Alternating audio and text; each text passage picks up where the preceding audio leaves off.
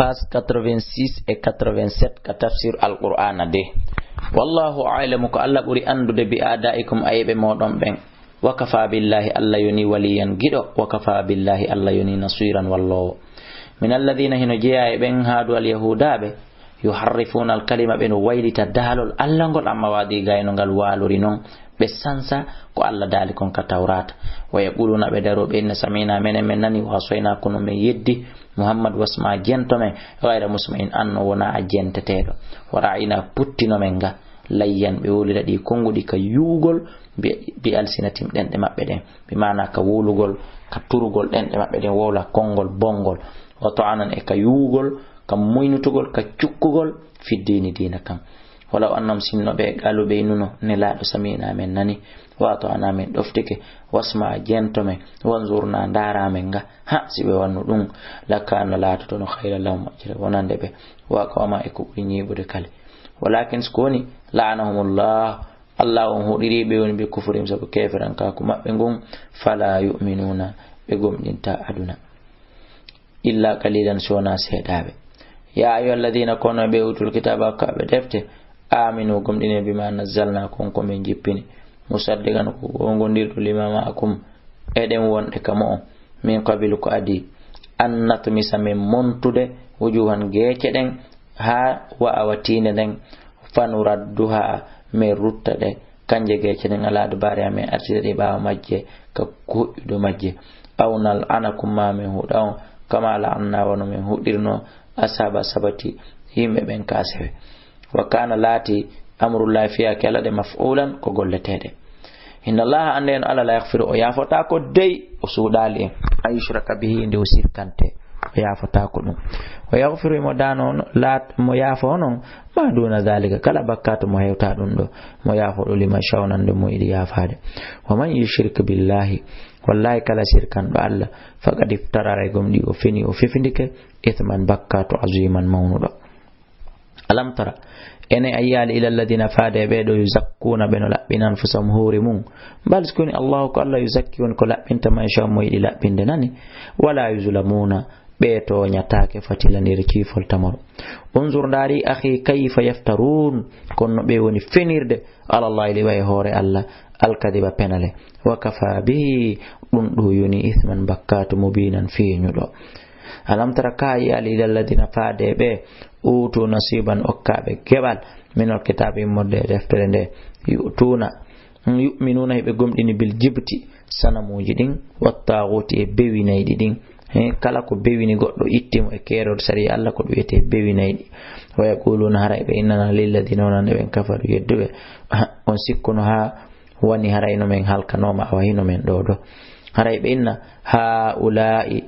por kere ko koy gomdin koy wi'itibe ko julbe kere hara ko beedo ahada buri fewde min alladina dibeedo amanu gomdimbe sabilallah bi mana haybe harabe wa yaquluna be wi ana lil ladina wonande ben kafaru yeddube harabe wi ana heferabe ha ulai ahada ko beedo buri fewde be heferabe do ko be buri jokkude ko fewi min alladina dibeeda amanu wi'itibe ko gomdimbe ko beeda buri be fewde sabilan elawol be wala dido kongudi أولئك الذين كبروا بين لعنهم الله يا أخي الله هديه أولي ومن يلعن الله كلام الله هدي فلم تجد له أيضا تام نصيرا قدوني والله أم لم كان ودن ابن نصيب قبل من الملك إمر دي لا مغو تينو دنودنو فإذا أنتم لا يؤتون الناس بأكورتان يمبين نجيرا يركيف تمر فو ما هين ها هيدو بكام بمو بيئيون أم يحسدون الناس كأبي هرا anyana yimbe ben alama ataum laydo konko Allah okki ben fadili morde bural makkongal jababu yew hi be anyana idum goddo no hebude do jawdi ma laamu ma gandal be darobe anyira mo sabu dum tum ko fo no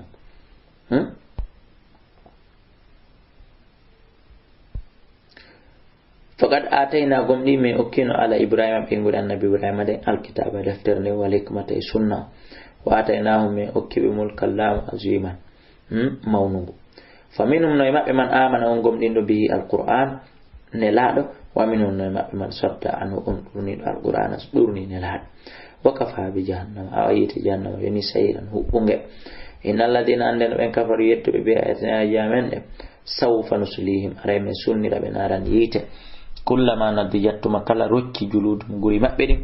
baddalnahum min wattitana ɓe juludan gurigo wayraha hara wona ɗiɗa liyadugol adaba he ko fiyoɓe dekku lette ɗe moƴƴa par ce que si tawi woni ɓe sumi ɓe muki lanni hande kadi ɓuttay woni ko ɗum si waɗi Allah sansa guri ɗin kadi watta tebbeli fayuɗe tiiɗuɗi e muɗum kadi inna Allah anden Allah kana o laatike azizan ko tedduɗo hakiman ko o ñeñiɗo e ñawre makko nde walladina ɓen amanu gomɗinɓe wa amilu salati ɓe golli golleɗi moƴƴi sanudkhiluhum aray men naata ɓe jannati ne aljannaji tajiri no ila min tata sengole majji al anharu candi khalidina ko ɓe luttinteɓe fiha e nder majji abadan pooma lam inoɗanɓe fiha e nder majji azwajun sonnaɓe mutahharatu laɓɓinaɓe bimana fiilotako yata hurgu ñittotako wa nudkhiluhum men naadayɓe kamɓe yimɓe aljanna ɓen zullan e ɗowɗele zalilan ɗowdeje awlegoy ɗowdiji yaajuɗi inna allaha ande noon Allah ya'murukum o yamiri on an tu'addul amanati nde tottoton hoolaje ɗen ila aliha faade yimɓe majji o ɗum noon naati ɗon jonnutugol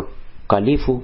yoɓutugol ñamande ino naati ɗon kadi kippugol ayna laamateri ndi on tigi aynina ma ɗum kippugol ayna ɓeygure nde o aynina ma ɗum nomugol e postu wawɗo gaynowo postu ko nomakon e muɗum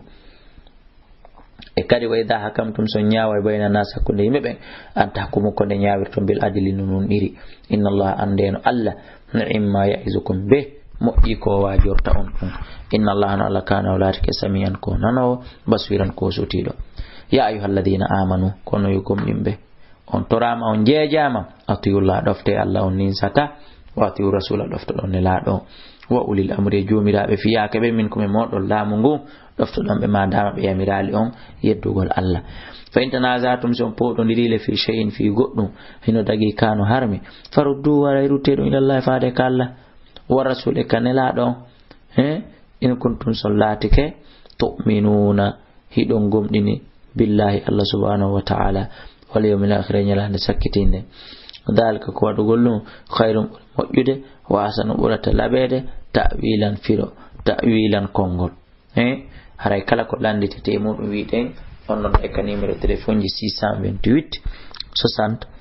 53 09